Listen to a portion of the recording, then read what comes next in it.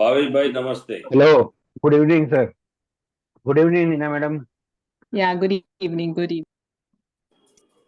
So, Sachin, over to you. Yes, yes, ma'am. So, good evening, all. So, we will be back with the ninth edition of Tenacious Tuesday teaching. And today's we will be discussing about the Mental Health Care Act 2017, what PGs should know. So, as we all know, that act has been passed by the Parliament since 2017, but still it has not been fully implemented in most of the states. So, and what are the basic amendments made in this act, and why this act has been came into force and repealing the already existing Mental Health Care Act 1987. So, what are the salient features of this act that PG should know? That we will be discussing today. So, without any further delay, I would like to introduce the chairperson for today's session, that is Dr. Sanjay Kumawat. So, sir is a director at Insight Mind Care Center, Thane. Sir has been consultant psychiatrist in many well-known hospitals in Mumbai, like Hiranandani Hospital, Jupiter Hospital, and Fortis Hospital, Mulund. Sir has been also attached with the Lakshmi Hospital, Mulund West. Sir has been the member of Maharashtra Rural Health Unit. Sir has been the former Deputy Director of the Mental Health Authority of Maharashtra. And the reason behind that he is the chairperson for today's session is Sir is the member secretary of State Mental Health Authority, Government of Maharashtra. Sir is also holding the position of medical superintendent of Regional Mental Hospital, Thane. And Sir is also member of Anti-Narcotic Authority, Government of Maharashtra. So with that, I welcome Dr. Sanjay Kumawat, sir, and I will request this sir to kindly introduce our esteemed speaker, Dr. Vihang Vaiya, sir. Sir, over to Sanjay, sir. Yeah, with the slide, please. Yeah. Good evening, everyone. Sorry for the delay in joining because of some technical issues. Whatever post he mentioned about are my all ex-post, and right now I'm just a plain consultant psychiatrist in Mumbai. Talking about sir, that is Dr. Vaiya, is my past teacher, which is more important for me to talk about his CV because he's the person who has taught us psychiatry when it was our budding years of mental health professional. And he was, as you see, is a professor emeritus of psychiatry from R.N. Cooper Municipal General Hospital and HBT Medical College, Mumbai. Founder HOD of the Department of Psychological Medicine in R.N. Cooper Hospital. Former professor of psychiatry from Cooper Hospital and St. G.S. Medical College, Mumbai. He is consultant psychiatrist at Bridge Candy and Lilavati Hospital, member of National Advisory and Board, Messina Indian Hospital, Association of Private. Ma. Sorry. Messina Sorry, Hospital sir. too. I am also at the And Messina Hospital. At the Messina Hospital also, yeah. Former international member of membership committee of APA, which is very most important for us, and it's a quite a pride for all of us. Life fellow of IPS and AIPP. Former chairman of Psychopharmacology section IPS, CME committee of IPS, CME committee of APP. Member of Positive Psychiatry section, World Psychiatry Association. Founder, managing trustee and CEO of NSYA Foundation, Mumbai. As a part of this foundation, in fact, we had a lot of programs of mental health education in Mumbai conducted by him with eminent speakers both from India and abroad. He is being past secretary of IPS and has several publications in index medical journals both in India and abroad. In fact, talking about Mental Health Care Act 2017, is actually act. Even if you read once or twice or thrice, till every time you read it, you will find something new. And that's why a senior person, an experienced person who has both studied this act, critically evaluated this act, it will be very important for us to see this act from both point of view. And that's why I guess I must congratulate IPS West Zone for inviting Dr. Dr. Vyang Vaya as our chair, main speaker. So over to you, Dr. Vaya, please. Thank you. Can I share my screen? Thank you, Dr. Kumawat. Dr. Shilpa, Dr. Kumawat, it's so nice of you to have said those wonderful things about me. It's a privilege and a pleasure to be invited to speak today on this tenacious Tuesday teachings. I think IPS West Zone has always been at the forefront of all teaching activities of the IPS, and the current president and the team is kind of carrying our laurels a step further. I'm going to restrict to clinical application of the Mental Health Care Act. There's no conflict of interest. There is no financial gains in making this presentation. This is a presentation by invitation. And I'm indeed grateful to Dr. Shilpa, the president, the executive committee of both the IPS national body and the IPS West Zone for asking me to make this presentation. All references are from open sources or my previous presentations. Several repetitions are intentional. It is not that I'm losing my cognitive acuity. I'm 74, but I've purposely repeated some of the things. Please note that this is an introductory discussion, not an elaborate deliberation. Interpretation of any law depends upon multiple variables. We know recently, yesterday at the Karnataka or actually this morning at the Karnataka High Court, IPS has had a wonderful victory because somebody else interpreted the laws differently. So interpretation of law can be rather subjective. And hence, whenever you have a reason to refer to the details of the Mental Health Care Act, please refer to the text. Let me share with you, and don't let the chairperson know about this, but I have my own ready reckoner. When I have any problem with the MHCA, I immediately speak to Dr. Sanjay Kumawat, and he's very kind and he always answers my question and sorts out my conflicts. International Academy of Law and Mental Health, a Canada-based organization, in its charter says that when you talk about interaction between law and mental health, it should be cross-national. And it contains the law, health professions, social sciences, and humanities. It gives clear terminology. So, what is an act? An act is a term for a formal body or document of the law. So then what is law? Law is variously defined.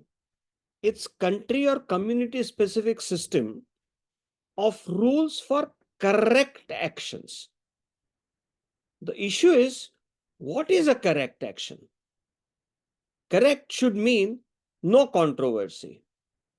Fact of the matter is that correct should mean it should be universal, free of bias, acceptable to all, implementable, utopian, progressive. Barring the right to live, there is no law which fulfills all the conditions. And hence, every law has to be enforced with penalties. There's a social hierarchy, and the rulers or the authorities determine what is correct. Then what are rules? Rules are methods or procedures to implement or operationalize the law.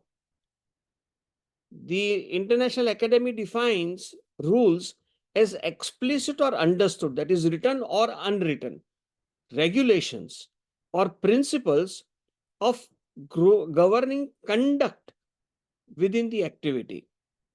And what is mental health? We all know is a state of psychological and emotional well-being. And what is care? It's Mental Health Care Act. So what is care? Care is a genuine attempt to do something correctly or avoid at least the damage or risk.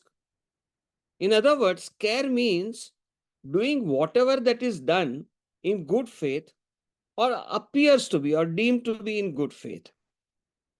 In the context of all this, Government of India, the Ministry of Law and Justice, on that 7th of April 2017, published Mental Health Care Act. There are milestones. The Parliament was toying with the Mental Health Care Bill for 4 years. It became an act, it was enacted as an act only in 2017. Unlike most other bills, the Rajya Sabha passed it before the Lok Sabha passed it. Eventually, the president signed it within 15 days of the Lok Sabha passing it on the 7th of April 2017. As the tradition or as the rule stands, within 9 months of the president's accent, it should have been implemented. That didn't happen because the rules to implicate mental health care were published only in May of 2018. And hence, by a government notification, Mental Health Care Act of 2017 is effective since 7th of July 2018. About the state of Maharashtra, and thank you, Dr. Kumawat, for this information. Formation of SMS, State Mental Health Authority, is pending. There are some issues and it's pending. But the government of Maharashtra has divided the state of Maharashtra into 9 zones, where Thane, Mumbai, and Raigad are one zone. There are 8 others. There are these proverbial 5 W's of discussing an act. I am adding a 6th W. So that is why, what, who, where, when, and which of Mental Health Care Act. Why the Mental Health Care Act? What is a mental illness? Who can treat a person with mental illness? Where can a person with mental illness be treated? When can a person with mental illness be treated? And which sections are clinically relevant? Only clinically relevant. So let's begin with why the MHCA. We have the WHO definition of health, which says physical and mental health are of equal relevance. Yet, worldwide, there are specific regulations for dealing with the mentally ill without a parallel regulation for the physically ill. Probably because, and this is purely my contention, there is no reference to it. Probably because disorders of general health, that's physical health, systemic or organ ill health, or disorder of thinking, feeling, perception, and cognition disturb the personal and family life. And hence, they are considered to be matters of individual concern.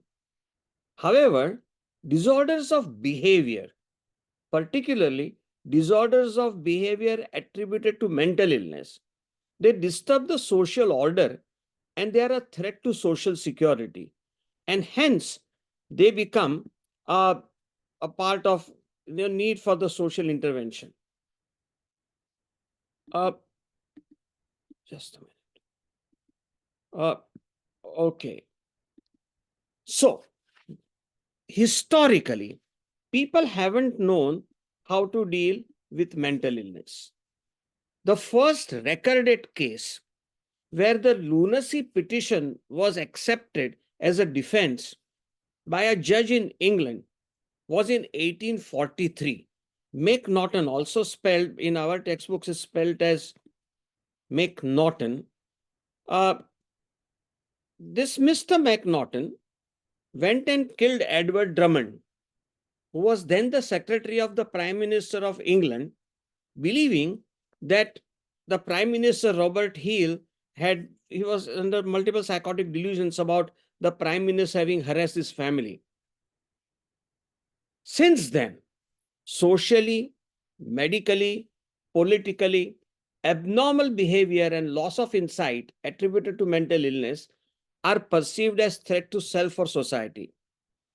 There have been attempts to understand a mental illness from the point of view of brain pathology. 19th century, mental illness was hypothesized to be a degenerative disorder.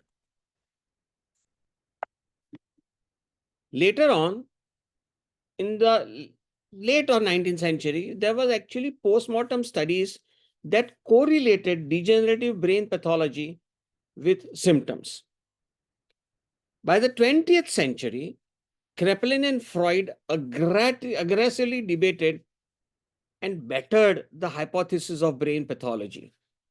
So mental ill continue to remain institutionalized, ostensibly to protect them from the society and protect society from them. And hence, we need specific rules and regulations for dealing with the mentally ill, unlike other ailments. Talking of mental health legislations in India, before the independence, all the legislations were derived from British laws. So Macnaghten's formula was British, and the laws in India were also derived from British laws. By the year 1877, the Lunatic Act was added to civilian laws. In 1912, we had the Indian Lunacy Act of 1912. Post-independence, this Lunacy Act was updated up till 1951 by incorporating 15 other acts. And Indian Psychiatric Society thought they needed to do something about it. Since 1950, IPS was trying, and 35 years after the Indian Lunacy Act, we had the Mental Health Act of 1987. One brief talk about this Mental Health Act of 1987. It was an act to amend the law for treatment and care of mentally ill persons. So 1987 Mental Health Act had a decisive shift in the orientation from pathology of mental illness to persons suffering from mental illness. And unlike the 1912 onwards, where the attempt was to isolate or restrict the freedom of a person with mental illness, in 1987, the concept of caring and the civil rights of mentally ill became the prime focus. Now we have the Mental Health Act of 1980, Mental Health Care Act of 2017. And the moment this act was implemented, there was a whole lot of fireworks, because this act too is derived from the British laws. And that's why there has been a lot of opposition and discussion to this. When you look at the texts of the Mental Health Care Act, you can download this from the net. In 2019 or 2018, when I was asked to make my first presentation, I had invested this 140 rupees, a princely sum, simply because there was this short comments on the Health Act. Mental Health Care Act is too much of legal language for my convenience or comfort. But this book gave me some short comments. The important ones are, this is not mentioned in the downloaded thing, but this is mentioned in the book. So the Mental Health Care Act replaced the Mental Health Act of 1817, recognizing that persons with mental illness, PWMI, the persons with mental illness are a vulnerable section of the society and they are subject to discrimination. And the families of the mental health bear financial, emotional, and social burden. So, persons with mental health should be, according to the Mental Health Care of 2017, treated with like persons with other health problems. Meaning, a person with mental illness should be treated in an environment which is conducive to facilitate recovery and rehabilitation.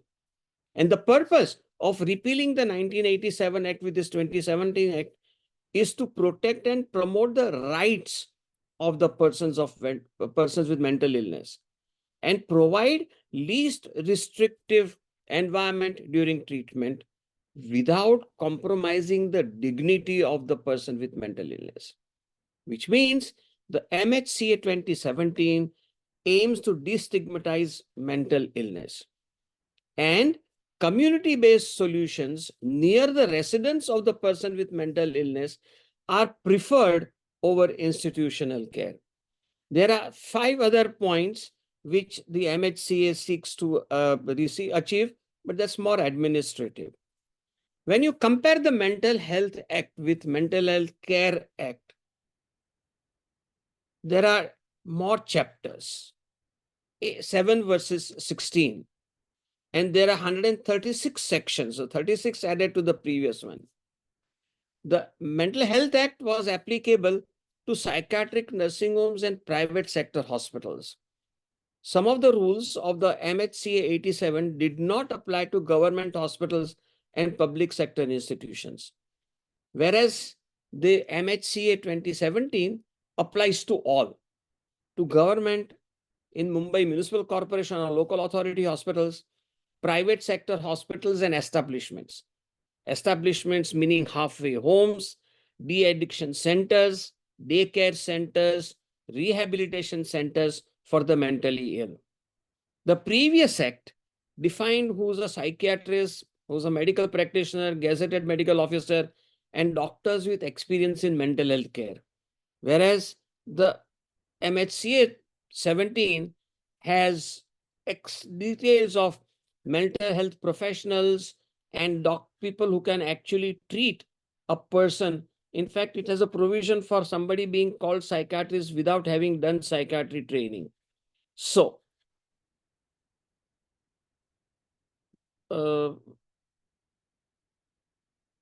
just a minute, please. One important point is there has to be anybody who wants to treat a mentally ill person has to be registered with respective state council.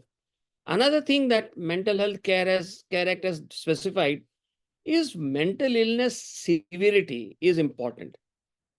In the MHCA 2017, it should be a substantial disorder. It doesn't say what is substantial. A substantial disorder of impaired judgment and inability to meet ordinary demands of life. The point is, it doesn't say this or that. It says all the 3. Substantial disorder, impaired judgment, and inability to meet ordinary demands of life. All the 3 should be present. It includes these disturbances caused by substance use, but excludes disturbances of impaired judgment or inability to take care of ordinary demands of life in a person with mental retardation. So what are the salient revisions from the 1987 Act? It attempts, the most important or very salient things is attempt to commit suicide. In the past, it was a criminal act. Now it is decriminalized. But the responsibility of treating a person who attempts suicide is pushed on to the government, which is supposed to offer opportunities for care and rehabilitation and not punishment to a person who attempts suicide. Then there are rights of persons with disability and its optional protocol, which is a global document, and Mental Health Care Act, it should be MHCA, is a step towards fulfilling India's international obligation. Government of India is a signatory to the WHO Charter.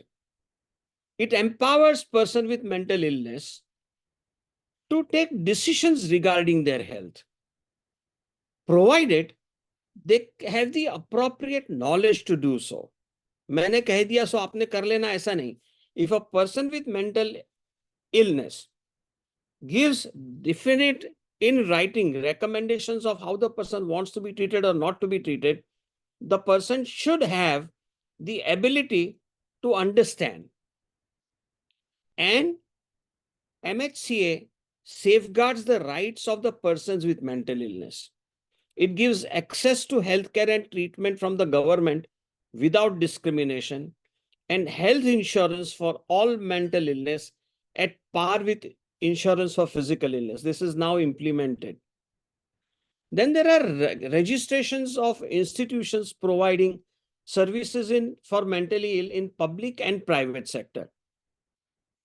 a lot of responsibility is put onto the government agencies, which is now required to ensure that treatment of mentally ill is in a regulated sector. The government is to set up mental health establishments across the country, ensure that no person with mental illness will have to travel far for treatment. Residents who are working in cities won't appreciate the trouble that people in the rural areas have to go through.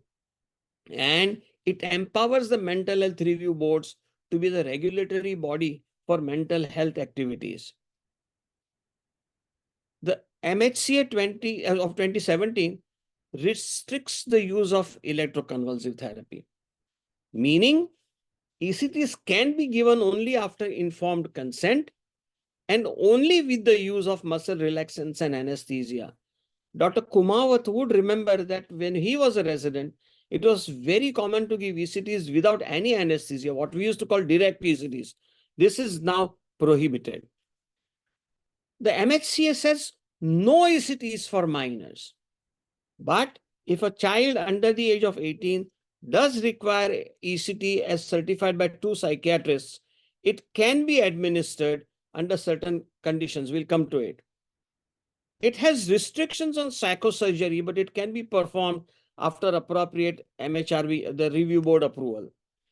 And the Act also puts responsibilities to other agencies, like it clarifies what the police and judiciary is supposed to do. In this case, MHCA is now regulating the Mental Health Care Act. What is the impact of this act? The perceived bias against corporate and private sector in Mental Health Act of 87 is addressed in the Mental Health Care Act 2017. We talked about it. All hospitals in corporate and private sector, and for those postgraduates who are planning to set up their own hospitals, even if you are affiliated to a medical college or a government hospital or local self-government establishment like halfway home, etc., they all have to be registered with mental health as mental health establishments to treat mentally ill as defined in this act, which is substantial disorder, impaired judgment, inability to meet ordinary demands of life, including patients of substance use. You have to have registration as a mental health establishment. There are some apprehensions that the act has brought about. Corporate hospitals may opt to discontinue psychiatry OPDs and admissions, even though several ICD and DSM disorders are not defined as mental illness in this act. Then, admitting a patient for fever, though the patient has schizophrenia, can create problems.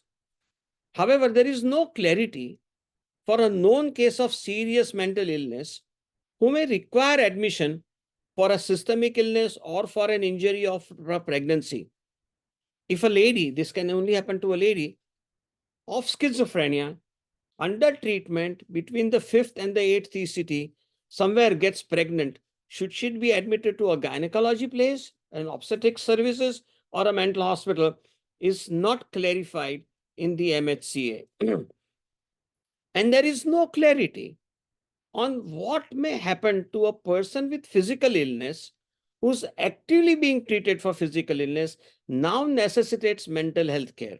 For example, if a person in post-operative delirium, should the person continue to be in a clinical establishment or should the patient be transferred to a mental hospital? So there are multiple unclear or gray areas, but then they are there. Without prejudice to what are the problems, let's understand the Mental Health Care of 2017 as it exists today. There are 16 chapters. They are numbered in Roman 1 to 16. There are 126 sections. Then there are rules. There are rules for mental health care, state mental health care authorities. There are rules for state mental health care authorities, and there are rules which define the rights of persons with mental illness. 4 chapters and 11 rules. When we try to discuss today's session, we can either go chapter by chapter, or what I am going to be doing is in the sequence of their, applicability for a standalone psychiatrist. So what is a mental illness? Besides the introductory section 1 of chapter 1, it has 28 definitions. They are listed alphabetically in A to Z and Z and ZB. For this presentation, I'm not going to follow the alphabetical order, but talk of in terms that have real-time or clinical application. So the first is, what is a mental illness? That is, when is the diagnosis of mentally ill applicable?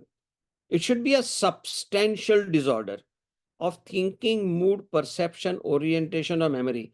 Substantial disorder of behavior comes next. The symptoms grossly impair judgment and behavior and capacity to recognize reality. And all this adding up to impaired ability to meet ordinary demands of life. So person under strong delusion who's not disruptive and is able to get on with life does not get defined as substantial disorder.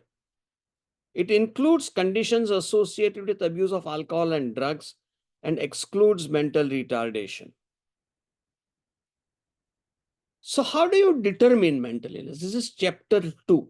If you are holding the act in front of you, shift to chapter 2, section 3 and 4. It's a chapter on mental illness, capacity to make healthcare and treatment decisions. Clinical diagnosis should be based on national or international medical standards. Indian Psychiatric Society doesn't have a definite selective classification system. So we follow ICD, including ICD, that term is mentioned in the MHCA. My perception is that it could be ICD 11 or DSM because they follow the same criteria.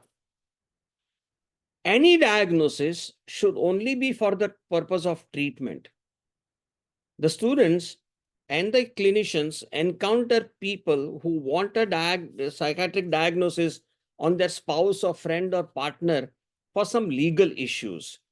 We are not required to indulge in making such a diagnosis or giving a certificate of mental illness if it is for any purpose other than treatment. And the diagnosis will not be determined by the political, economic, and social status or membership of a religion or a racial group. So it should be purely an academic, clinical, cut and dry diagnosis. And the diagnosis should be based entirely on findings on mental status examination. I often find students, even clinician colleagues, making a diagnosis based on history, and then also history given by the relatives. Mental Health Care Act is clear that the diagnosis, you might collaborate it with the history, but the diagnosis is to be based on present mental status examination, which should have been performed on the day of certifying or in the previous 7 days, not last month. Past history of, because of once a mentally ill, always a mentally ill, not true. A person who might have been diagnosed and treated for mental illness in the past doesn't have to be certified as mentally ill as of now, unless your findings on the mental status examination reveal presence of symptoms. And if a person is diagnosed to be suffering from an acute mental illness presently, it does not mean that the person does not have civil rights or criminal responsibilities. If a person who's diagnosed to be suffering from an active mental illness now has to have been certified by a competent court to lose civil rights like right to property, marriage, or testamentary capacity, only if, or criminal responsibility, only if a court has said that at that point in time, McNaughton's formula, at the time of committing the event, civil or criminal, the person is not in a reasonable frame of mind. And according to section 4, I'll come to it, every person, including a person with active mental illness, is deemed to be fit or has the capacity to make a treatment decision. You can't say because the person is suffering from hallucination or psychosis, the person has no capacity. So, how do you assess capacity? That's also chapter 2, sections 3 and 4. Assessing capacity means the person has the ability to understand the information about treatment, admission, diagnosis, and personal assistance, is able to appreciate the consequences of the decision from the information that is given to the patient by the treating mental health professional. Can the person weigh information related to the decisions? And not just that, should be able to communicate either by speech, by expression, or by gesture, or any other appropriate acceptable means of his acceptance or reluctance to accept the doctor's advice. Capacity assessment is to be done in the background of a trusting, collaborative professional relationship on the day of certifying or in the past 7 days. So then who can treat a person with mental illness? We go back to chapter 1, section 26, section 2, 26, definition. The terms that have clinical application. Medical practitioner with a postgraduate degree or diploma or psychiatry, there is MD, DPM or DNB. There was some issue about DNB till 2018. MD and DPM are given by universities, whereas DNB comes from the ministry, and there was reluctance to accept DNB as to be at par with MD. Today, DNB is at par with MD. So DNB qualified psychiatrist is at par with MD for teaching designations and for appointment in medical colleges. Any medical officer with experience in psychiatry can be so declared as psychiatrist by the state government. This specifically refers to non-MBBS doctors and MBBS doctors employed in mental hospitals for decades who don't have formal training in psychiatry but have hands-on training in dealing with the patients of mental illness. Then there is a category of mental health professionals. That's again chapter 1, section 2, subsection R. Psychiatrist has defined in section 2Y, that's MD, DPM or DNB, or a medical officer with experience in psychiatry, but a professional registered with concerned state authority under section 55. Section 55 is a very interesting section. It's 55D refers that state government may register clinical psychologists, mental health nurses, and psychiatric social workers as mental health professionals. There is another category of what is labeled as professionals with postgraduate degree in Ayurveda, that is Vigyan Evam Manas Roga, homeopathy psychiatry degree, Unani Moalijat or Nafasiyat, or Siddha system of medicine with degree in Sirapu Maratho, and I hope the pronunciation is correct. Now, these are also called professionals. They are not called psychiatrists or medical officers as defined in section 2Y. So a person with Ayurveda, homeopathy, Unani or Siddha degree who might have worked in a mental hospital for X number of years without the postgraduate degree still becomes a psychiatrist by experience in psychiatry. Whereas no experience in psychiatry, despite all the degree, person is a mental health professional, not a psychiatrist. Clinical psychologists should have a relevant PG degree and should be approved by the Rehabilitation Council of India. So there are some disputes going on. Rehabilitation Council of India is focused on rehabilitation, whereas clinical psychologists help us with the diagnostics, but that controversy is still not resolved. It should be a University Grants Commission university degree, approval of the Rehabilitation Council, may not be a rehabilitation counsel degree. And the psychiatric social worker should have a relevant PG degree from a UGC recognized establishment. So what is the interpretation? Traditionally, doctors with MD, DPM and DNB, that's allopathy doctors, are trained to elicit appropriate information and make diagnosis envisaged in ICD and DSM. We all study DSM and ICD. And we all know how to administer drug therapy, or at least we think we know how to administer drug therapies, as authenticated either by the Indian Psychiatric Society or other guidelines. There are Indian Psychiatric Society guidelines which are at par with guidelines from other standard guidelines. We are trained to treat with physical therapies, including RTMS and non-drug therapies. A paramedical personnel, like a trained psychiatric nurse, has introductory training in psychiatric therapies. Psychiatric social workers, psychologists, and counselors, they are actually trained to supervise progress of the disorder and administer non-drug therapies. Whereas the professions from other schools of medicine may not be, this is a speculation, treated in all therapies or do not have study of ICD and DSM. So there is a caution. There's a caution against cross therapies in the Mental Health Care Act. If you read the appropriate section, it says that a person should stick to the treatment that the person is trained to do.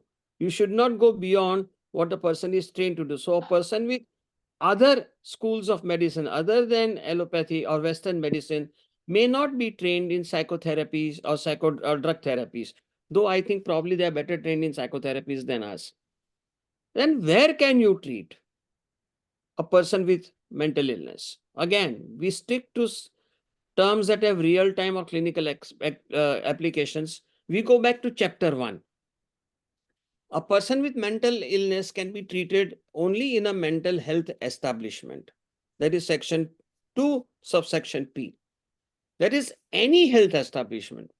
It may be Ayurveda, yoga, naturopathy, Unani, Siddha, or homeopathy, which is meant for a person with mental illness, maybe part-time, maybe all time, like a yoga institute which only takes mentally ill person for 2 hours a day should also have a mental health establishment registration. It may be owned by the government, trusts, persons, or any other agency if there is an inpatient care. Now, what is an inpatient care? Treatment or convalescence or rehabilitation, temporary or otherwise, where a person is required to stay, irrespective of duration. It might be few hours, few minutes. It might be a whole day or a couple of weeks. So if there's a yoga institute or a naturopathy institute which wants to put a patient of mental illness on naturopathy diet, and this patient is admitted to treat depression with naturopathy diet in an institution of nature cure, that place should be registered as a mental health establishment according to the Act, which may not happen in reality. It includes general hospitals and general nursing homes, which may be privately or government owned. It excludes familial residential premises where a person with mental illness may reside with the family and friends. So what's a family and friends? Family and friend fits into this group of persons who are related by blood, adoption, marriage, though the definition of friend is not mentioned. What is debatable is that by this definition, if a person with mental illness is not required to stay in a hospital and only it's an OPD care, then this place by the Mental Health Care Act does not require to be registered as a mental health establishment. But then, when there are doctors who are administering, say, ketamine therapy in their clinic or administering RTMS in their clinic, where a patient is required to stay for a couple of hours or a couple of minutes, maybe less than an hour, does this place require a mental health establishment registration? It's debatable. Probably Dr. Kumawat will have better information on it. But at this point in time, the guidelines are not very clear. And what happens to a liaison psychiatry referral? If a person with myocardial infarction who's got cardiac, fibrillation is in the ICU and people are considering surgery or whatever other procedure is delirious, should we say, forget the monitoring, forget the oxygen, transfer to a mental health establishment? We can't do that. So what happens to a clinical establishment which is not registered as a mental health establishment, has an acute medical emergency or requires a liaison psychiatric care? What do we do? Do we continue to treat the patient in a clinical establishment which is not a mental health establishment? It's a gray area. It's a gray area. Purely by the book, it's not permissible, but by other medical norms, it has to be in the clinical establishment which may not have the registration. So when can we treat a person with mental illness? After informed consent. That is the crux. That's chapter 1, section 2, one of the 26 definition. This is the 8th. Section 2I. Consent for specific intervention. Any person, whether voluntarily taking treatment or being forced to take treatment, we have to look at the informed consent. Informed consent for a specific intervention. So if you're giving ECT, it should be informed consent for every ECT separately taken. We can't say that I allow the doctor to do what he wants with me. That is not to be done. It has to be specific for every event.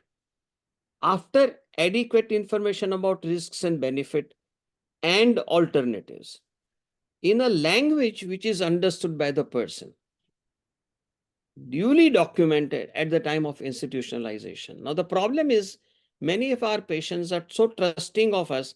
They say, Doctor, aap bolo kidhar sahi karne ka hai. I'll do it there. Well, in reality, that is what happens. Actually, it shouldn't happen. But then the law says it must be properly documented without force, undue influence, fraud, threat, mistake, or misinformation. At a tangent, I was called to see a house physician in a surgical unit for his fitness to continue as a houseman in surgical unit, because in the KM hospital, there would be a whole lot of accidents and CLWs getting admitted on a surgical emergency. So the next day morning, this houseman will sit with his case papers of all these patients who, in his opinion, shouldn't be continuing in the hospital. And he'll tell the patient, "Aapko chicken khane ka hai kya?" So patient would say, "Haan, khane ka, idhar sahi karo." And he would write on it, discharge against medical advice. So in the evening, as his duty ended, he'll give all this discharge against medical advice papers to the nursing and disappear for the campus. And there was a huge commotion about the way this doctor had taken signature for discharge against medical advice. Was it legally valid or invalid?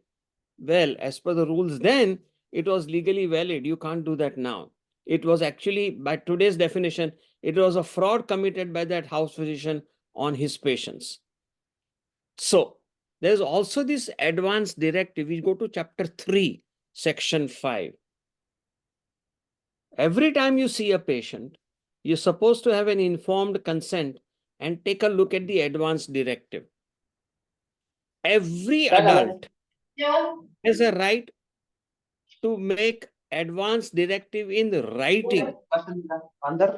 A request to all participants to please keep your mics on mute. Thank you. Thank you, Dr. Shilpa. Every adult person has a right to make advance directive in writing, specifying any or all of the following. The way the person wants to be treated and cared for of mental illness. That I want to take this and I want to be hospitalized or whatever. And the way I do not want to be treated. That I'm willing to get hospitalized but no ECTs. But I'm willing to get hospitalized but I do not want injectables, whatever. Can specify. Any person or persons may be appointed as nominated representative. The person with mental illness may say that I want to be hospitalized, but in case if you find that I am not able to take a decision, I authorize somebody else to take a decision. I nominate a person to take decisions on my behalf. Advance directive does not apply to emergency treatment. Meaning, if a person has said that the person doesn't want to be admitted in a mental hospital or any hospital, that I don't want injection under any circumstances, and if there's an emergency situation, whether the person is a threat to self or society, or violent or excited, the person at the discretion of two mental health professionals, preferably both psychiatrists, but at least one of them a psychiatrist, can give treatment going against the advance directive.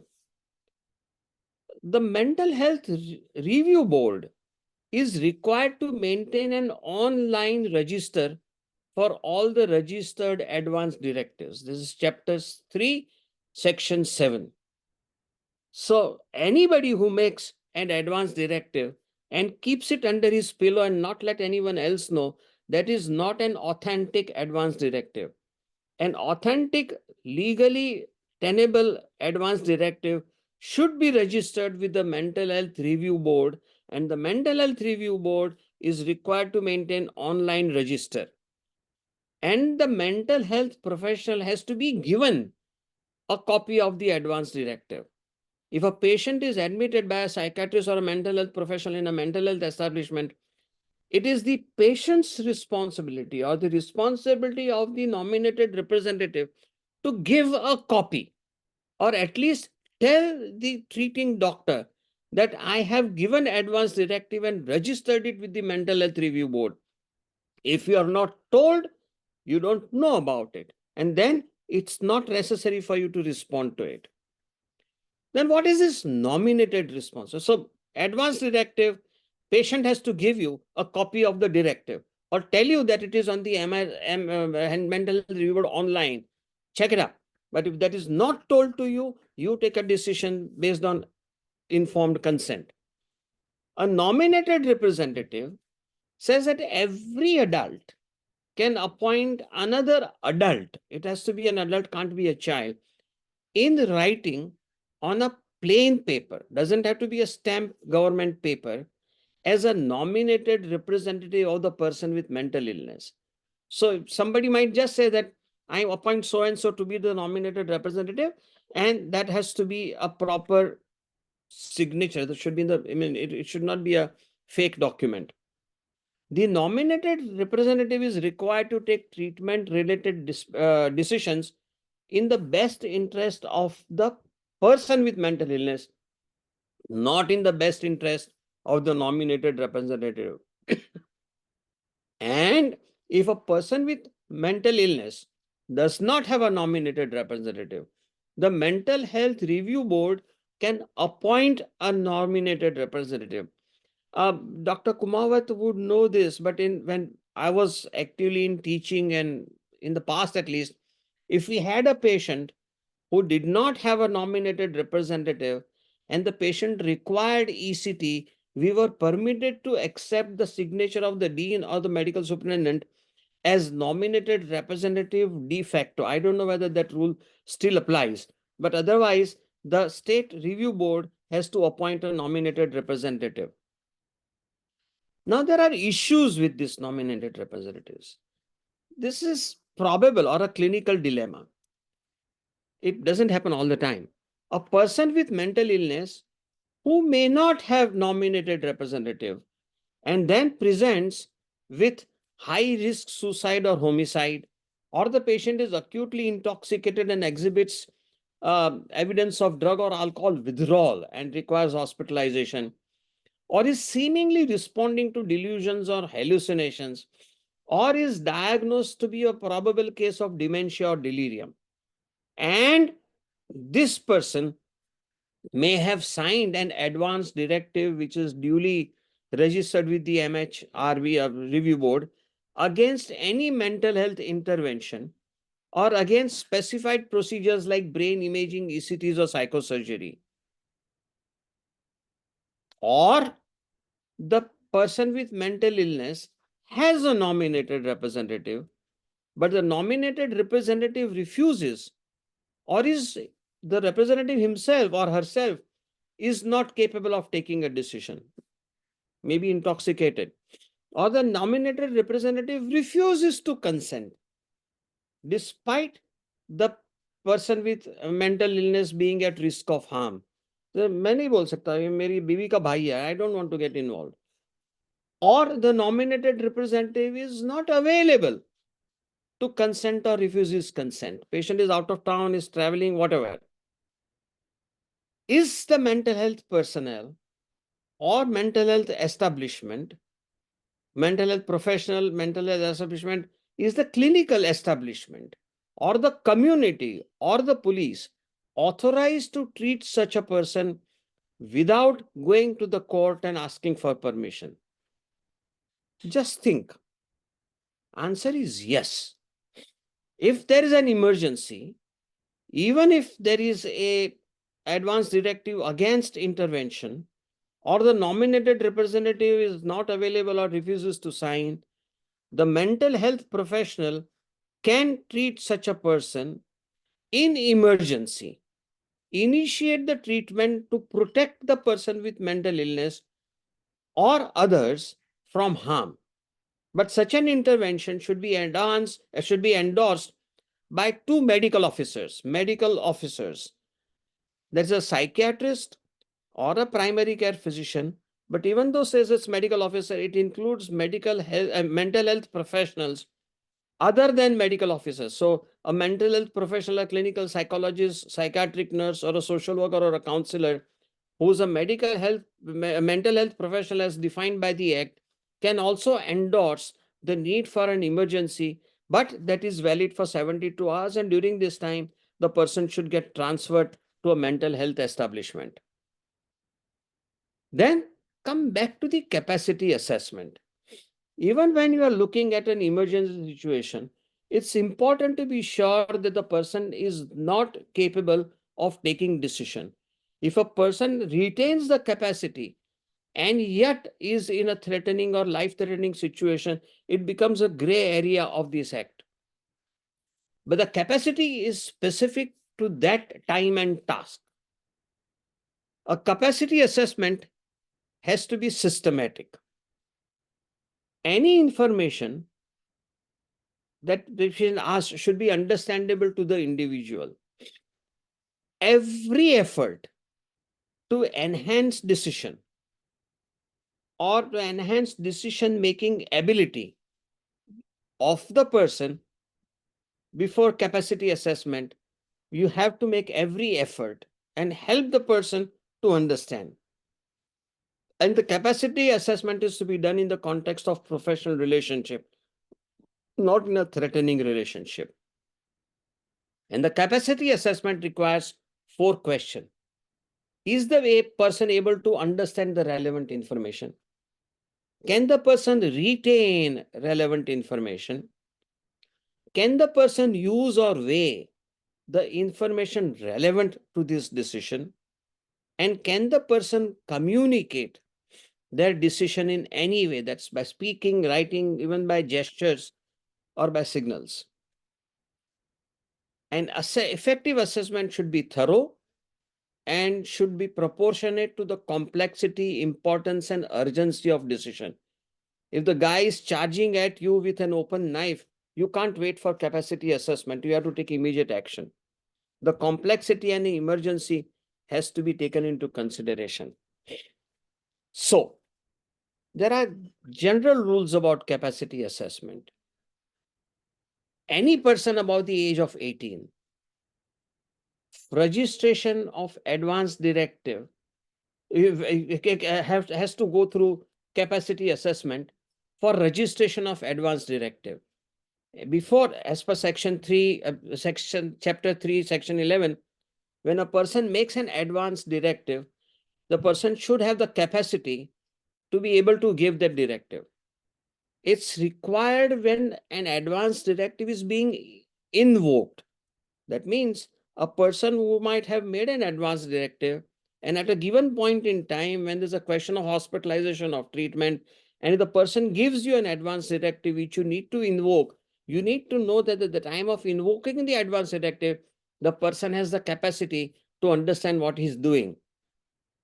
For an independent admission, that's an admission which is where the person is volunteered to get admitted, we have to have the capacity assessment as per chapter 12, section 89, where the person is able, section 86 of chapter 12, that the person is capable of seeking a mental health care, a mental health establishment admission. Or if there's a supported admission, that's involuntary admission, where the person is not eligible to be able to make an independent decision or capacity to understand what the person is doing. It should be every week when the patient is admitted as a supported admission. That is, a person who was ineligible to be an independent admission at the time of admission, in the week's time, might have improved and may now be capable of taking a decision which has then to be recorded. A person who was not capable could become capable of giving an informed consent. Any supported admission as per section 12, section 90 of chapter 12, where the person is under treatment for beyond 30 days, there is to be, I will come to that a little later, has to have a weekly assessment of capacity assessment. And it should be every fortnightly if the person is being admitted for a long, when the person is going to be in the hospital for a length of time beyond 1 month, you could do it every fortnightly. And before we give information under section 5, that's right to information. If a person says, I want my records, you have to be able to do a capacity assessment before handing over the case records. A person with a nominated representative can be given any of the information about the patient without the consent of the patient concerned, if the patient retains ineligibility to be an an independent person several weeks or months after discharge. If the patient is still not regaining capacity, then the nominated representative can ask for the medical records. But before we give medical records to a relative, even to the spouse of a patient who was once admitted as supported admission, if patient now has capacity to understand, the nominated representative cannot get the medical records. Very often the husband will come and say, I got my wife admitted because she was stark, psychotic, and you treated her, I paid for everything, so give me my records. No, you can't. If the patient under your treatment says, thank you very much for treating your wife so well, she has now got so well under my care that I can only give her the certificate. I can't give it to you unless the court directs me to give it to you, when I'll give it to you under protest. But I'll give it to you not because you have the right to have your wife's record, your relatives, your spouse's record, but because the court has asked me to do it. Is that right, Dr. Kumawat? Then we come to capacity assessment as section 4. Section 4 says every person, including the person with mental illness, is deemed capable of making decisions about mental health care and treatment, as long as the person understands, appreciates the consequences, and communicates the person's choice. Capacity assessment is to be done in the background of trusting, collaborative, professional relationship. This is so good and so simple. Unfortunately, fortunately, it's more specified in details. Capacity assessment guidance document, according to section 81, the previous one was,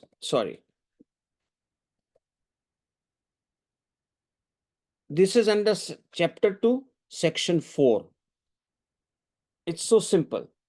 Chapter 2, section 4. But now come to section 81.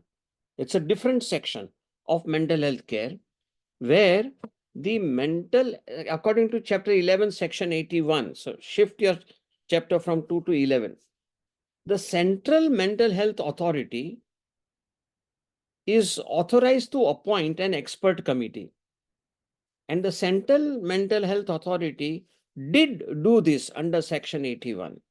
And this committee has given a 2-page document of capacity assessment. I needed to convert that into 3 slides, and here they are. Capacity assessment for treatment decision, including admission. This should be done prior to hospitalizing a person with mental illness, unless the person is admitted under section 102 or 103. Section 102 is when a person with mental illness is conveyed by a magistrate. A magistrate has sent a person to a mental health establishment, or if there's a prisoner with mental illness who's now being shifted to a mental health establishment, the capacity assessment can be done after hospitalization. It has to be done, but it may be done after hospitalization. In other conditions, it should be done before hospitalization. How do we proceed? The demographic data. The patient ID should not be the case paper of the legal, when the judge has referred, or the mental hospital, or in the jail. Those documents are not valid. It has to be an Aadhaar card, driving license, a voter card, or passport. That is the patient's identity, not the identity in the court of law, or not the identity of the prison number. This is very important, very simple. When it comes to nominated representative, here also, it should be a government document and not an employer's certificate. Diagnosis provisional has to be recorded. And then you go by details. Obvious lack of capacity. Is the person in a condition that one cannot have any kind of meaningful conversation with him or her, such as patient is violent, excited, catatonic, stuporous, delirious, under alcohol or substance intoxication, or severe withdrawal? At one of the previous meetings, naughty postgraduate student said, but sir, he said, I can never have a meaningful communication with my spouse. Does that mean it is lack of capacity? Well, no. It is meaningful conversation when the person is violent, excited, and it has to be for a given period of time. So when if the person is in such a condition that he cannot get into a meaningful conversation, the answer is yes. The answer is yes. The person is in a condition where I cannot have meaningful conversation. It should not be the proverbial English of saying, no, I cannot have meaningful conversation. That's not the answer. The answer is yes. The person is in a condition where I cannot have a meaningful conversation with that person because of violence, excitement, whatever. So yes is present. There is an obvious lack of capacity present, and no means absent, means there is no obvious lack of capacity. If the person has a lack of capacity, it is very simple. You straight go to question 4. But if the person does retain the capacity, then it becomes a more elaborate process. Then you have to write down whether the person is able to understand information that is relevant to take a decision for admission or personal assistance. And please write down the question asked and whether the person is able to, it can be as simple as orientation, time, place, and person. But write down what the patient actually said. Is the person provided with information about the health care? Hospital mein rakhenge, this, that, what have you. It should be recorded whether yes or no. And if the person is able to follow simple commands like show your tongue, close your eyes, yes or no. But please write down what you did. And does the person acknowledge that the person has mental illness? Now, this is for a person who has the capacity. So the person has the capacity, the person should say that, yes, I know I am being admitted for mental illness. We cannot tell a patient, you got a pain in abdomen, so we are going to admit you. Do you understand you have pain in abdomen? That is not a yes for an answer. It has to be that you have a mental illness for which you are being hospitalized.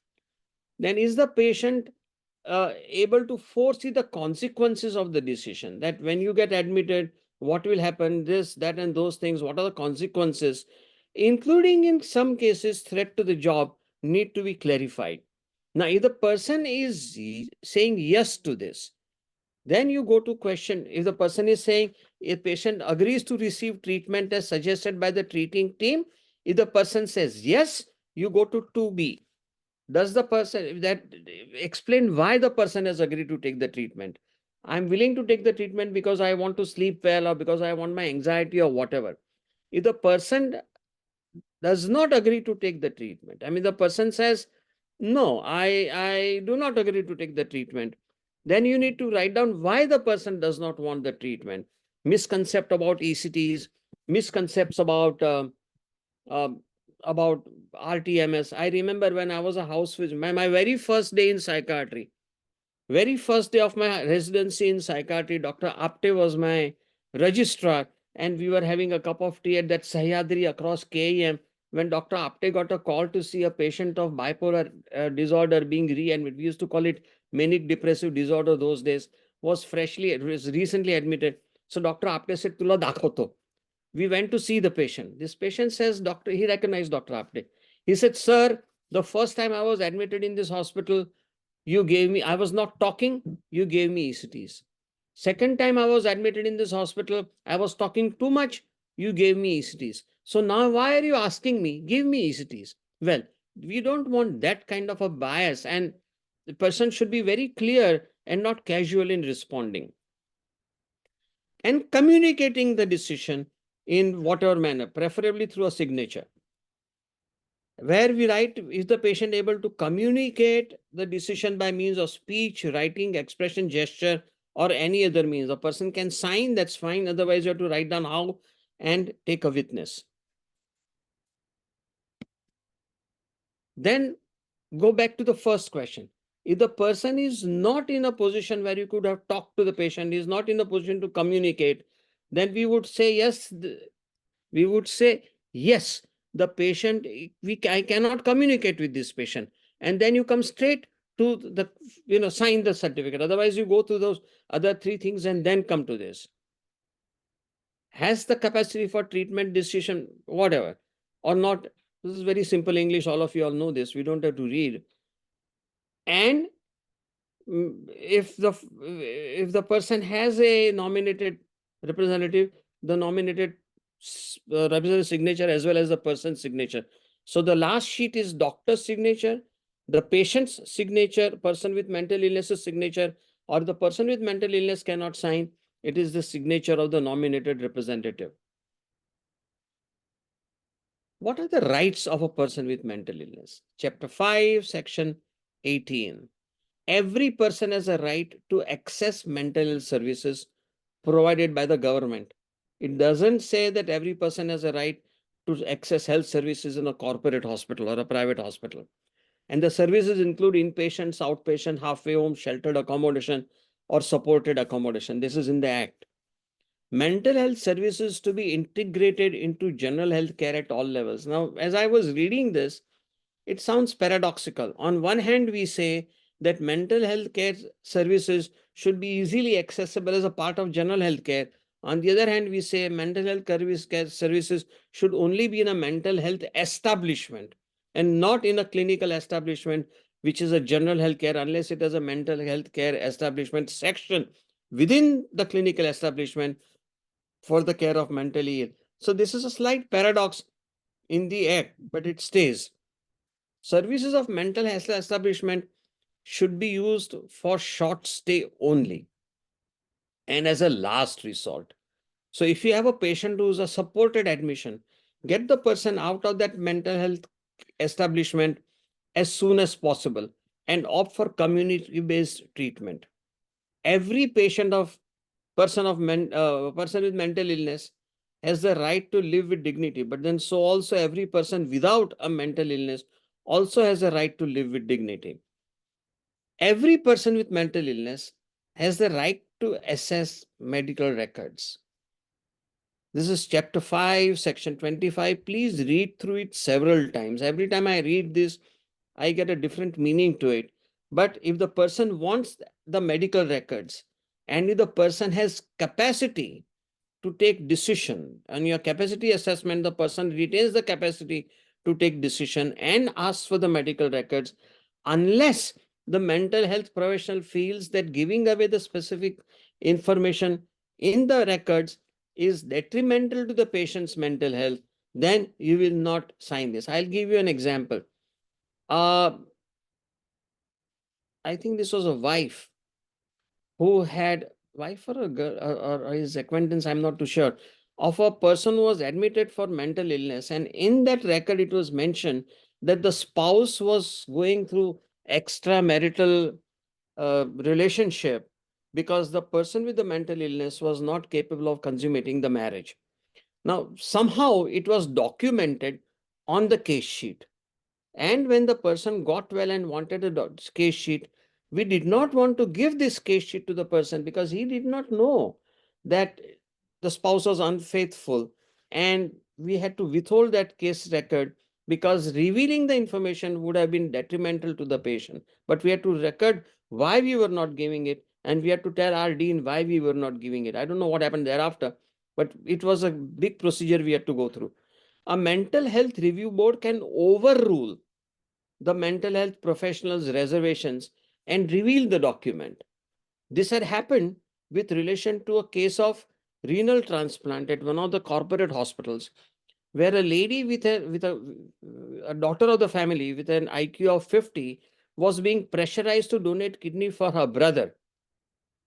She had an IQ of 50. She was not capable of giving an informed consent. And two of the three psychiatrists were not willing to give consent for donation. The family went to the court, and the court referred them. At that time, there was no MHRB. Went to the court, and the court directed us to allow the IQ 50 to give informed consent and take her kidney to give it to her brother. It was unfortunate that both the recipient and the donor died. But so sometimes all that academics we put in can be overruled by the court or the MHRB. There are critical correlates. There are 5 points in the rights of person with mental illness. The clinical diagnosis should be without any extraneous factors. Nobody should influence you to make a clinical diagnosis because it serves their purpose in whatever the social or political or educational matters. It should not be done. There was a prime minister at one point in time who had made a ridiculous statement before he became the prime minister. And there was a great pressure on some psychiatrists to give a certificate saying that this person should not be the prime minister of the country. Anyway, then it has to be criteria of DSM-11 as per the Mental Health Care Act. It says International Classification of Diseases, current version of International Classification of Diseases. So strictly by the MHCA, it should be ICD-11, but I personally feel that DSM-5 can be followed because it follows the same numbers as ICD criteria.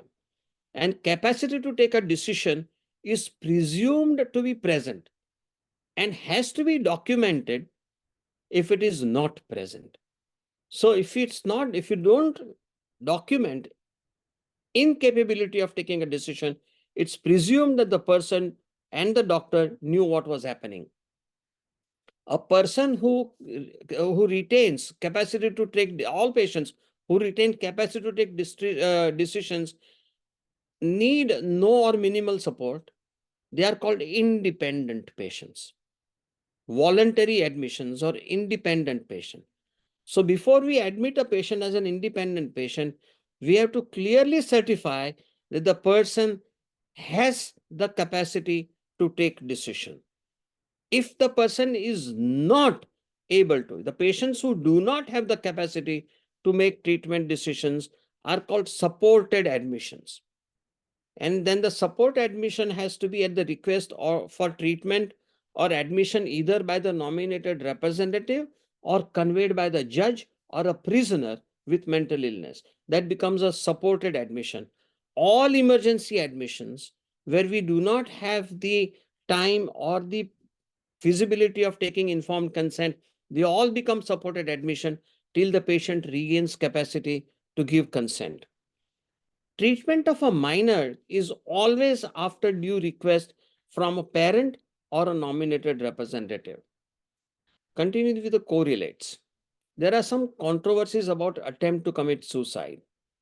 The Indian Penal Code, Section 309, says attempt to commit suicide is whoever attempts to commit suicide or does any act towards commission of such an offense shall be punished with simple imprisonment for a term which may extend up to 1 year, or with fine, or with both. These are exact words of the Indian Penal Code, Section 309. Whereas the Mental Health Care Act, Section 115, which refers to presumption of severe illness in case of attempted suicide, says notwithstanding anything, these are exact words, notwithstanding anything contained in Section 309 of the Indian Penal Code. It specifically says Indian Penal Code, Section 309. Of or any person who attempts or commits suicide shall be presumed, unless proved otherwise, to have a severe stress and shall not be tried and punished under the said code. So it's very clear. This is 2017 or 2018 compared to the Section 309, which is 1860.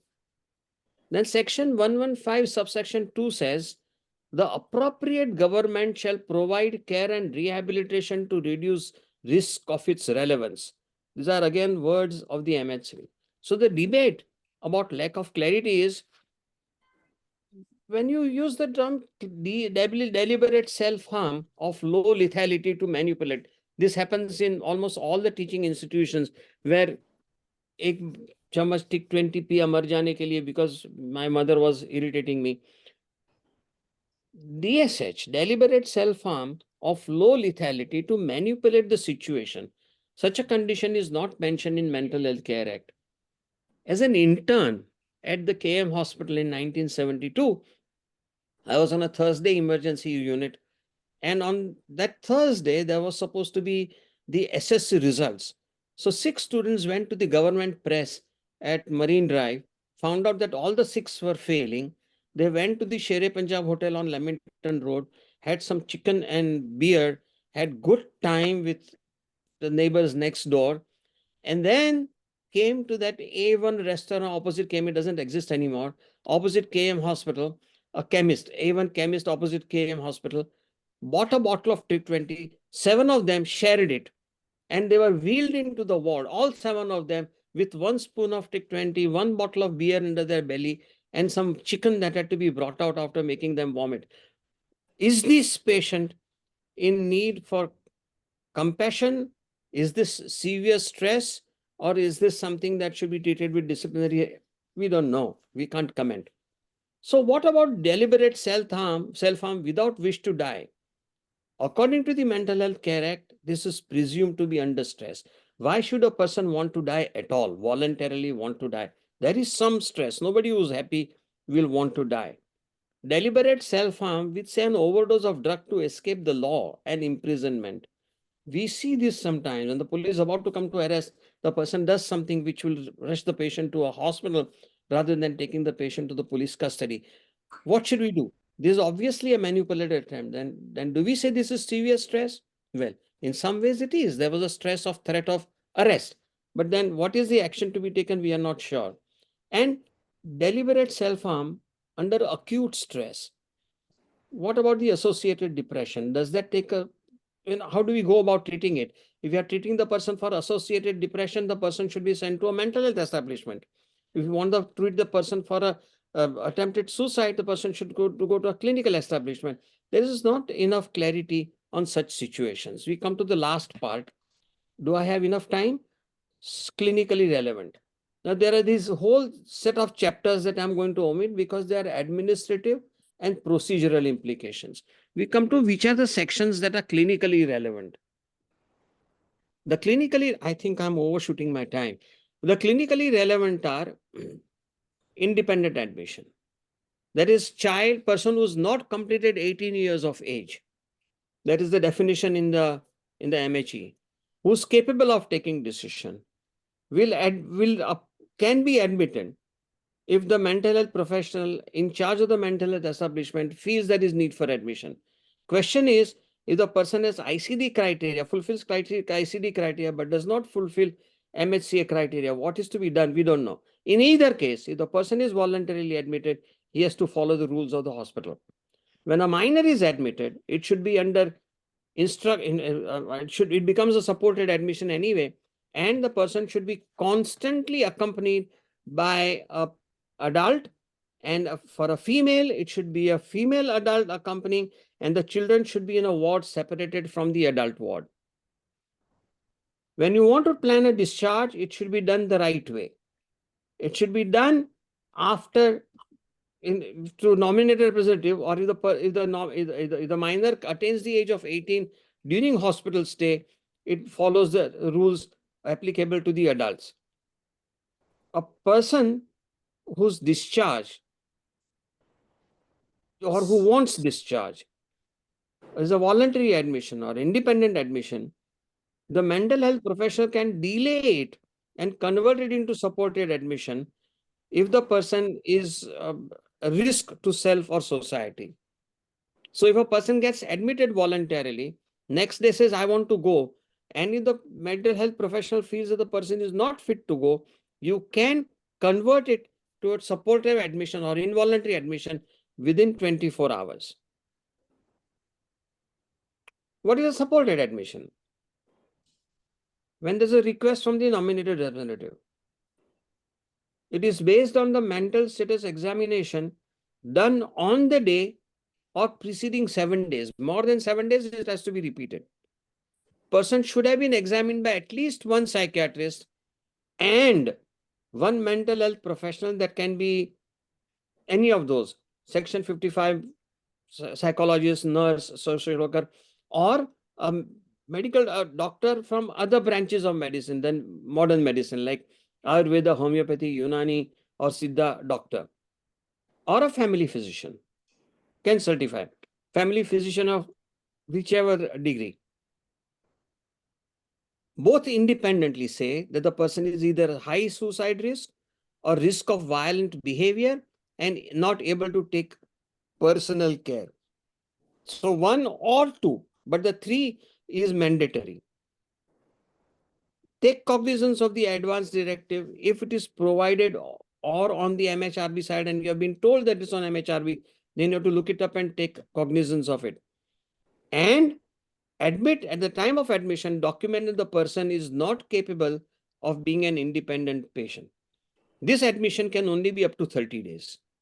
If the patient requires hospitalization as a supported admission under Section 89 for more than 30 days, the person goes into either Section 90, that is supported admission beyond 30 days, or Section 86, where the person has now got the capacity to take decision and wants to continue to stay in the hospital without, in addition to the 30 mandatory days that were provided early.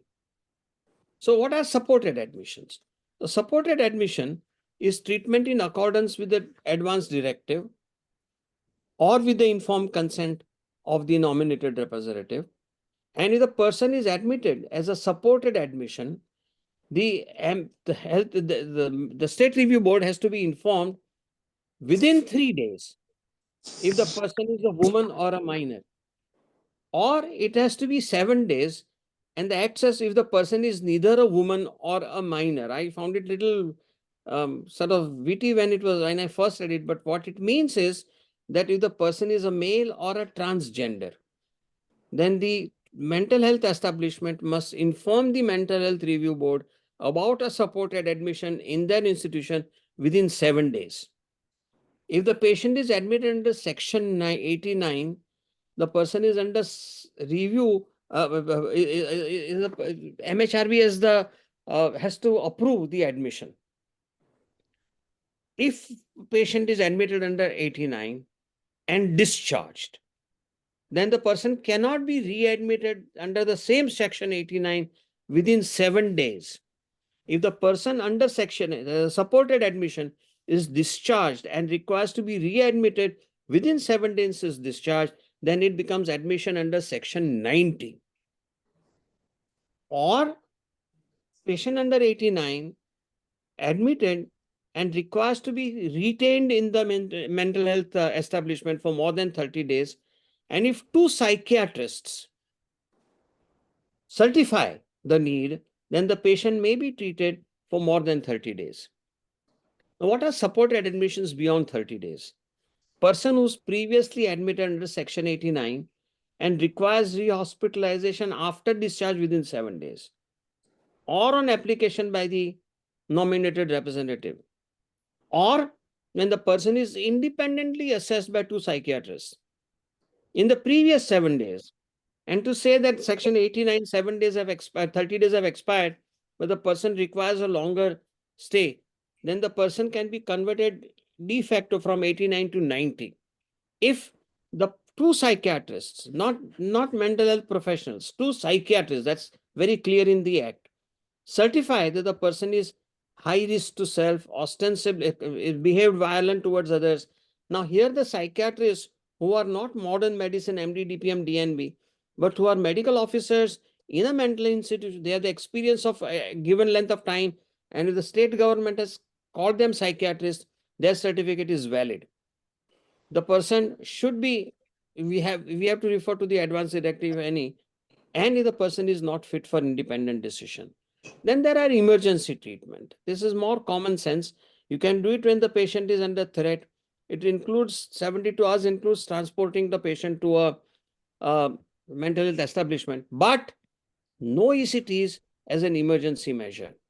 Duration of emergency treatment is up to 72 hours, but can be extended if properly certified. There are certain procedures which are prohibited. ECTs without muscle relaxant. Doesn't say what anesthesia, but muscle relaxant is a must. ECTs to minor.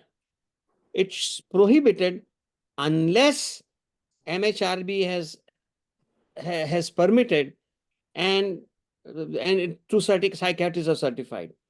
We cannot sterilize a man or a woman as a treatment for mental illness during emergency admission. A person with mental illness will not be chained in any form whatsoever. There is this importance, and I'll come to it. And there are prohibited procedures that which is no neurosurgery unless there is informed consent and there is MHRB approval. This chained is a very painful incidence for the postgraduates who are probably not even born that time, or maybe they were born that time. No, some of them may not have been born. In the August of 2001, there was this Mohiuddin Badusha Mental Hospital, Erawadi, in Tamil Nadu, where 28 inmates, you can see them, it's a very ugly picture, it's on the net. 28 inmates of the of a faith-based mental asylum, they were bound by chain. The relatives have also permitted that these patients may be bound by chain to these various trees that you can see.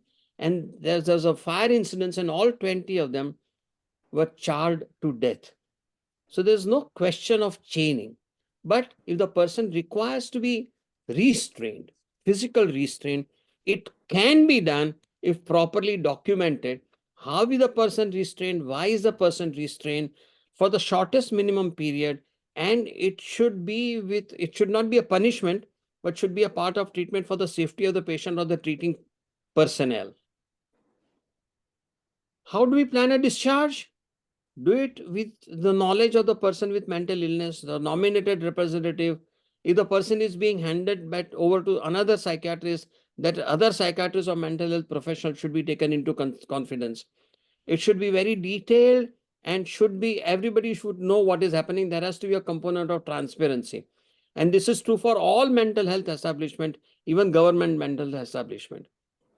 And if some of you want to take up research, then what is the research restriction? I'm not going to go into it. I leave it to, please go through it. It talks about what a police officer should do. In brief, a wandering mentally ill should be taken into protection, but not into custody, should not be put in the lockup. And the police officer should take this person either to a mental health establishment, and if the mental health establishment does not find the person fit or in need of mental health care, he has to be referred, the police has to refer the person to a home for to establishment for the homeless. A person with mental illness is neglected or ill-treated, then the person has to be referred to a magistrate, and the magistrate may convey the patient or send the patient to a mental health establishment. Then there are restrictions, there are penalties, and there are things that a doctor should not do. Basically, be a good doctor, be a good person, and don't try to be the heroes. My perception of Mental Health Act is that it is a realization that the person with mental illness and their care merit special attention. To my mind, it provides a regulated structure for acute and long-term care, unlike the Irrawaddy incidents, and it protects the rights of the person, especially property and marriages of people with mental health. It retains a testamentary capacity. Unfortunately, it allows them to contest parliament elections. Multiple lacuna or managing mentally ill without supervision are now plugged. Bias against private sector is now addressed. Apprehension is that professional advocacy for prompt and effective treatment of the mentally ill is now wrapped up in a whole lot of extensive administrative procedures. There is relevance of duly trained psychiatrists and mental health professional is trivialized. Mental health care delivery will be determined by the board of two psychiatrists and mental health professionals, patients, relatives, stakeholders, and bureaucrats. It is like the passengers of a train telling the train driver what he should do.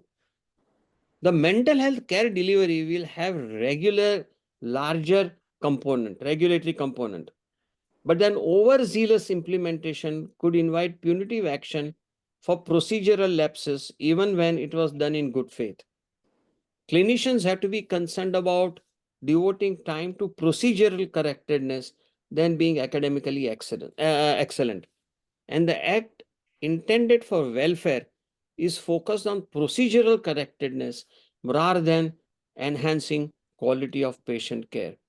So somehow this conveys an aura of undermining psychiatrists and encouraging other mental health professionals.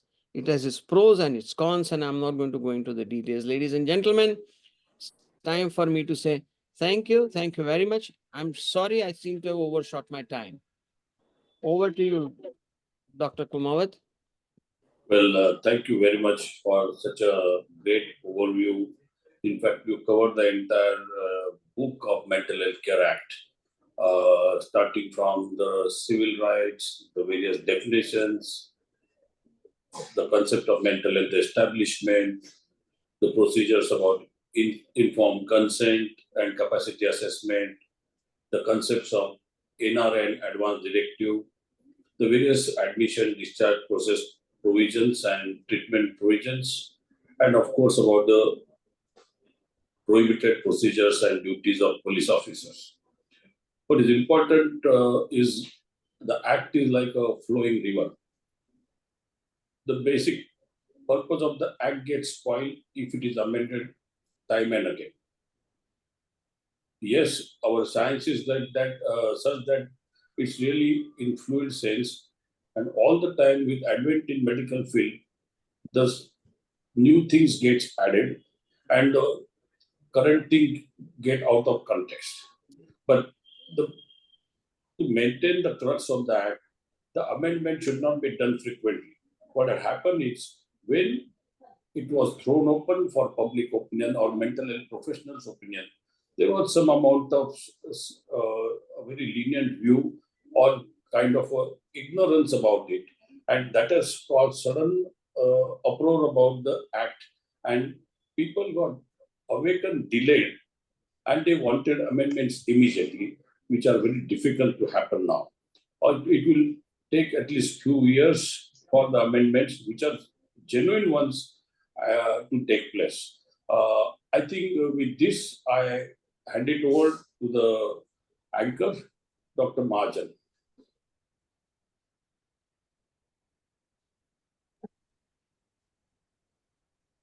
Thank you, sir, for such an enlightening session.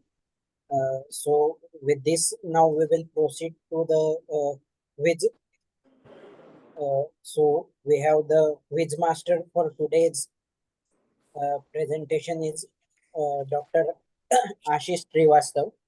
Sir is a assistant professor in Institute of Psychiatry and Human Behavior at Goa. Sir is also a co-chairperson of Indian Psychiatric Society Journal Committee, and Sir has been author for the more than 20 research papers in national and international journals. So I would request Dr. Ashish Srivastav to please proceed with the quiz session. Yeah, Sachin, am I audible? Yes, sir, you are audible. Yeah. Can I will Yoginder just please stop put share. up the Yes. quiz? Yes, Yeah. sir. I started the quiz. Yeah. First, we'll allow the quiz to get over, then I'll go through each question briefly to sum it up. After Sir's presentation, the questions are very easy. Yes.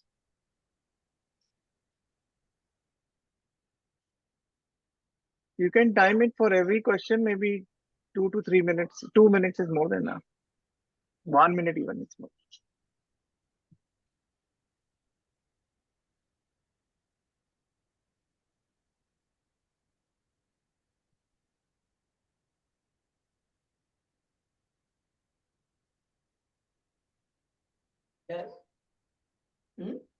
Yeah, 11 now is. Yeah. Can you go to the next question? Going below another the questions are there.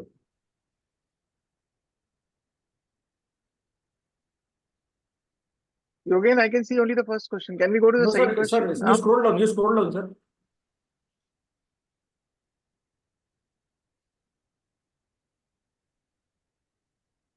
Okay, scroll down.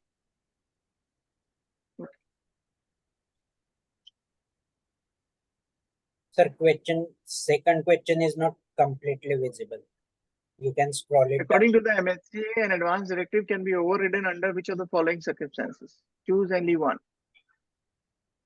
But the options are not visible. If it if it contradicts the interests of the patient. Options is are it not? visible. Options, I think you are given a single choice only, no? So Uh-huh. appears. Options are visible. You can take any one option. Yeah, If it's anybody only cannot single choice. read, I can read it for it. But co-host cannot participate, huh?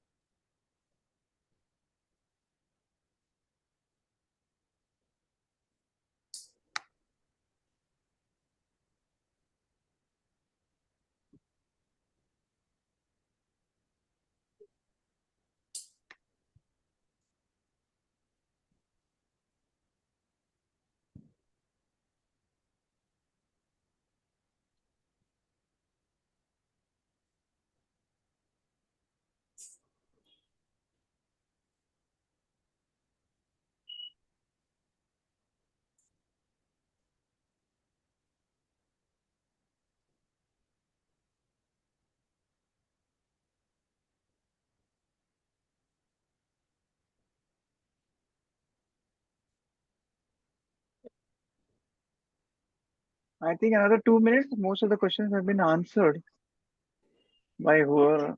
We have few people to answer them, but it's fine.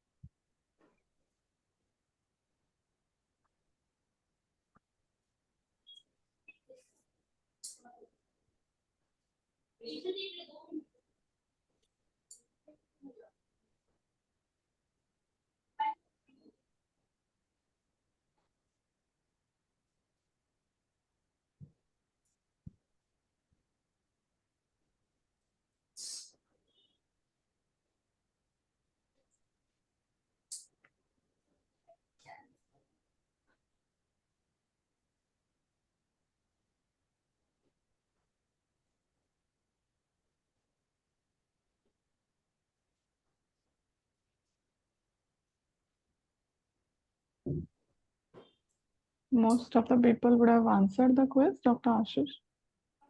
Now we're seeing the responses a little bit increasing, 80. People are taking time to read, I think. Yeah, they're They didn't pay increasing now. Now attention to 20. the session because if they had the answer. All answers are embedded in sir's presentation. All of them.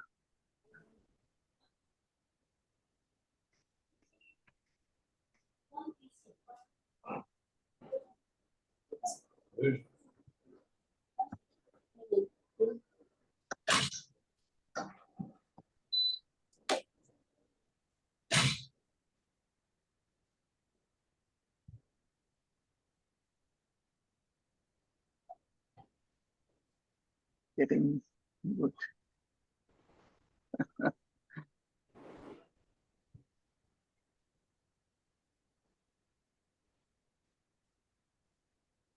Meantime, I will request all the participants, those who have completed the quiz, to please fill their feedback form. The feedback link has been shared on the group and in the chat box also, so that it will be helpful to arrange such a interesting sessions in future. Okay, I think the quiz is ended here. Hello, Ashish bhai. I'll just go to the, yeah. Bhavesh bhai, bole. बस कैसे है? Sab badhiya. I'll just finish this, Bhavesh bhai. Yeah. Okay, so we'll just briefly run to the questions. Under the Mental Health Care Act, which of the following is not right guaranteed? I think sir spoke about confidentiality and who should be, when it should be exceptions to confidentiality. Right to community living, yes. Right to adopt children. So only thing that is not guaranteed through Mental Health Care Act to people with mental illness is right to adopt children. It does not mention it. Otherwise, confidentiality, community living, against cruel management, information, everything is included in MHCA. There are 8 or 10 rights that have been named. According to MHCA, second question, advance directive can be overridden by which of the following circumstances? It's only in emergency. One person is, if the treating psychiatrist, if I disagree, I have to take it to the MHRB, then only it can be overturned. I cannot overturn it. It is only MHRB that can. So that is the wrong answer here. But most of them, 24 of 25 have been right. The MHA 27 mandates establishment of MHRBs. They have the authority to approve, disapprove is the right answer. Grant licenses is SMHA.